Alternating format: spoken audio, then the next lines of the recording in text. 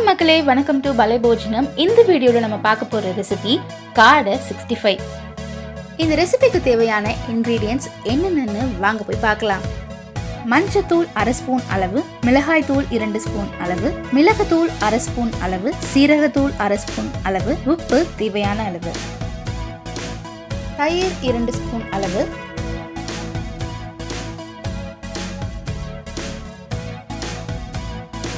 Cornflour powder 1 spoon அளவு,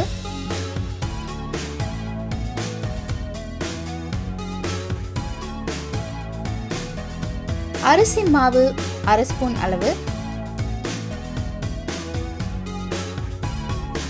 இஞ்சி பூண்டு விழுது 2 டீஸ்பூன் அளவு, லெமன் 1 முழு பழம், 2 முழு காடை. இப்போ காடை 65 எப்படி செய்யறதுன்னு வாங்க டீட்டெயிலாக வீடியோக்குள்ள போய் பார்க்கலாம். முதல்ல காடையை நல்லா க்ளீன் பண்ணி சுத்தமாக கழுவி இது மாதிரி வச்சுக்கலாம். அது கூட தேவையான அளவு உப்பு, 2 ஸ்பூன் மிளகாய் தூள்,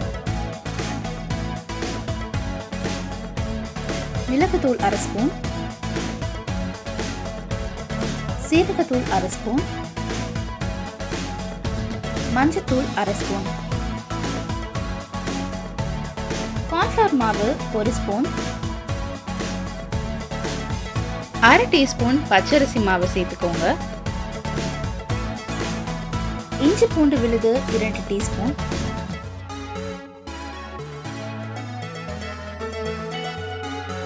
தயிர் 2 ஸ்பூன்,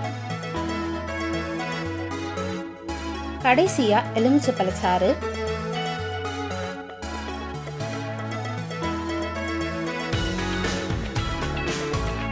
அடுத்துதான் நம்ம போட்ட எல்லா மசாலாஸையும் நல்லா மிக்ஸ் பண்ணிக்கலாம். காடை ஃபுல்லாக தடவின இந்த மசாலாவை 2 மணி நேரம் மேரினேஷனுக்கு விட்டுடலாம். ஃப்ரிட்ஜுக்குள்ளே வச்சு மேரினேட் பண்ணாலும் சரி, வெளியவே வச்சு மேரினேட் பண்ணாலும் சரி, அது உங்களோட இஷ்டம்தான்.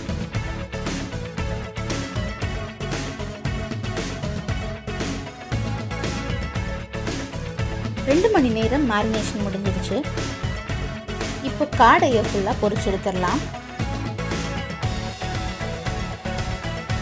ஒரு வாணலி எடுத்துக்கோங்க. அதில் காடை முழுகிற மாதிரி தேவையான அளவு எண்ணெயை ஊற்றிக்கோங்க.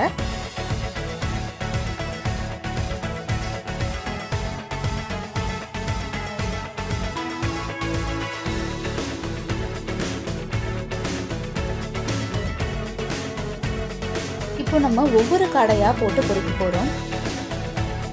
மீடியம் ஃப்ளேமில் வச்சே காடையை ஃப்ரை பண்ணுங்க.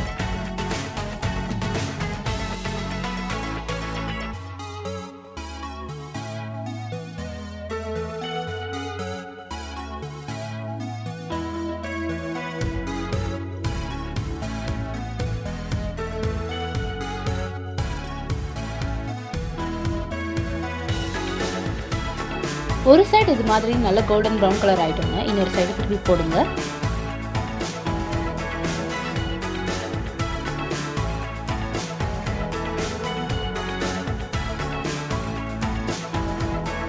இப்போ ஃபர்ஸ்ட் ஒரு காடையை பொரிச்சு எடுத்துப்போம்.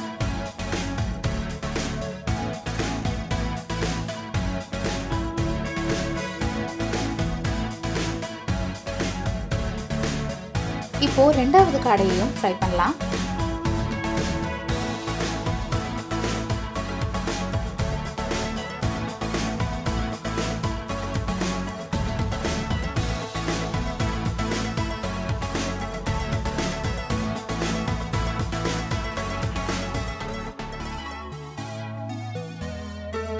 நம்ம இப்போ 2 காடையுமே பொரிச்சு எடுத்துட்டோம்.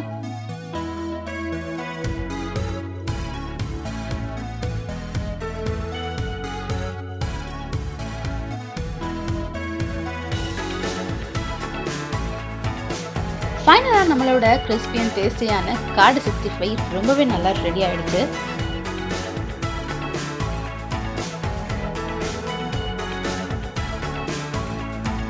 மறக்காம நம்ம சேனலை சப்ஸ்கிரைப் பண்ணுங்க. பக்கத்துல இருக்க பெல் ஐகானை கிளிக் பண்ண மறக்காதீங்க.